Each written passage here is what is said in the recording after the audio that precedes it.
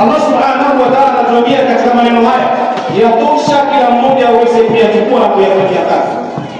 Allah anatuambia inna fi khalqis samawati wal ardh, hakika katika uumbaji au katika kuumba mbingu na ardhi, wa ikhtilafi al-layli wan nahari, na Allah subhanahu wa ta'ala kutenganisha au kutofautisha usiku na mchana, la ayati li ulil albab, ni alama, ni dalili, ni ishara tosha kwa wale ambao watu wenye akili, watu wenye kuzingatia. Kadhalika ndugu zangu katika imani, Allah subhanahu wa ta'ala kutuwekea mabadiliko ya mwaka kutoka katika mwaka 1447 mpaka kuja katika mwaka 1448, la ayati li ulil albab. Hapa kunatakiwa mazingatio kwa wale watu ambao wenye akili.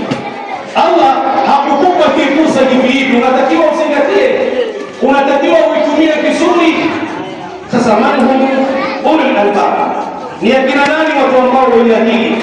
Allah subhanahu wa ta'ala akasema, alladhina yadhkuruna Allaha qiyaman wa qu'udan wa ala junubihim, ni wale ambao wenye kumkumbuka Allah subhanahu wa ta'ala qiyaman wa qu'udan, hali ya kuwa wamesimama wanatekeleza ibada za Allah subhanahu wa ta'ala, hali ya kuwa wamekaa wanatekeleza ibada za Allah subhanahu wa ta'ala, wa ala junubihim, na hali ya kuwa wametilaza mbavu zao wakitekeleza ibada za Allah subhanahu wa ta'ala. Lakini pia wayatafakkaruna fi khalqi samawati wal ardh, na wakawa wanatafakari namna vile ambavyo Allah subhanahu wa ta'ala alipoumba mbingu na ardhi. Wakasema, rabbana, ewe Mola wetu, ma khalaqta hadha batilan subhanaka faqina adhaban nar.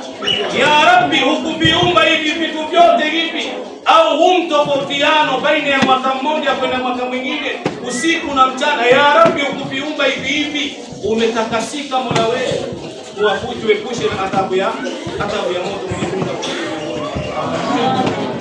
Kwa hiyo ahbabi rasulillah, ninachotaka mchukue ndugu zangu katika imani, Allah subhanahu wa ta'ala alipotuambia inna fi khalqis samawati wal ardh wa ikhtilafi al-layli wan nahari, na kutofautiana usiku na mchana, kadhalika pia na kutofautiana kutoka katika mwaka mmoja kwenda katika mwaka mwingine.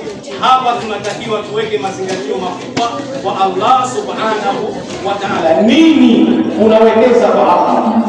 Mwaka 1448 unawekeza kitu gani kwa Allah subhanahu wa ta'ala? Kwa sababu Allah amekupa fursa.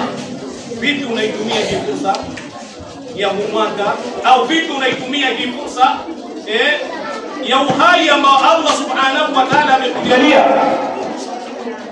Kwa hiyo ahbabi, ndugu zangu, tunatakiwa tuweze kutumia vyema fursa ambazo Allah subhanahu wa ta'ala alizokujalia.